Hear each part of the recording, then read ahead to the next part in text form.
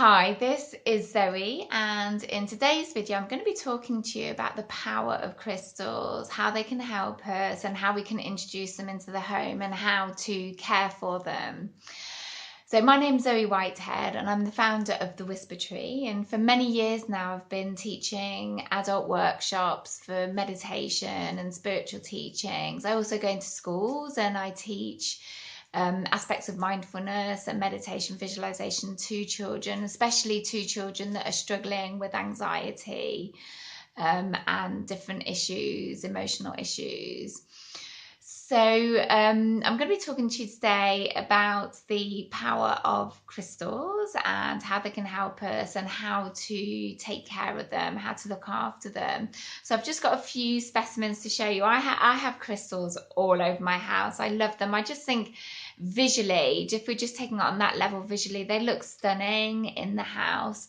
But also, as you may or may not know, they have different properties and they have a higher frequency. They have a higher vibration, which just helps, to clear density, keep your space clear energetically.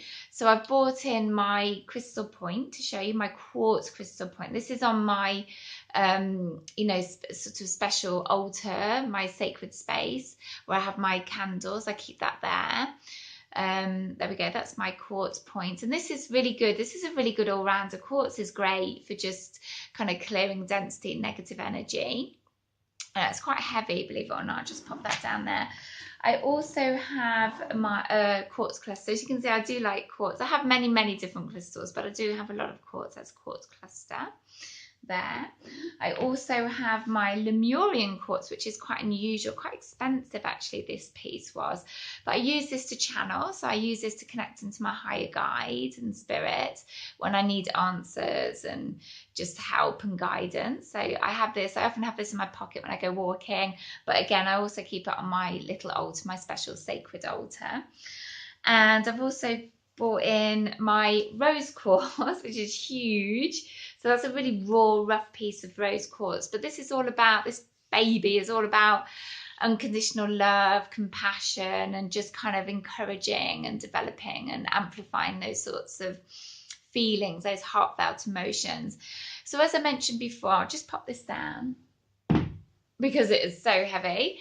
As I mentioned before, crystals, all crystals have different properties, so they all help us with different things. Ranging from emotional stability, mental clarity, being able to connect in with higher guides, different realms. I mean, they do a multitude of things.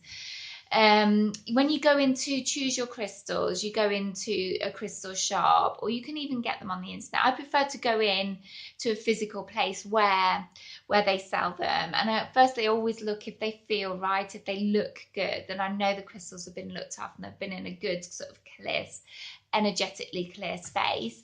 Then I either go in with something specific in mind because I'm working on something in particular, or I just wait to be drawn to a crystal. That's a really good way to kind of choose your crystal or be drawn to a crystal in the right way, and you know that it's the right one for you because you're working on that kind of higher level with it. I would, as I said, I have them all over my house. I have a altar, a sacred altar, where I have lots of different crystals, a lot of quartz with candles, big sort of church candles on lovely candelabras, and plants. That's how I set up my sacred space. I have one downstairs in the living room, and I also have one upstairs on a little tiny one on my bedside table where I have candles as well. So when I'm meditating, or doing any kind of energy work, I can just light the candles and I've got the crystals and they just look beautiful. As I said, they're just physically appealing as well, very, very visually stunning. So that's always a nice thing. I've also got them all over the house. I have a table with a glass top, so I've got some in there in my living room, on the shelves behind me, just everywhere really. My sons have got them in their rooms. They've got their own little kind of altars or sacred space with crystals that they've been drawn to and chosen for themselves. So in order to look after your crystals, what I do is when they're looking a little bit dull, then I know it's time for them to be cleansed, because crystals absorb a lot of the density, the negative thoughts and feelings that we have. in our space, you know, and our feelings and our thoughts have an energy. So the crystals are kind of busy soaking this up like sponges, and you need to clear them so that they can carry on doing that. So you can do that in a number of ways. You can smudge them with some sage or resins. You can run them under the tap, like a running cold water. I wouldn't use any products. Personally, I wouldn't use any products on the crystals. Some crystals are a little bit delicate and a little bit powdery even, so I wouldn't use or recommend water being run on them.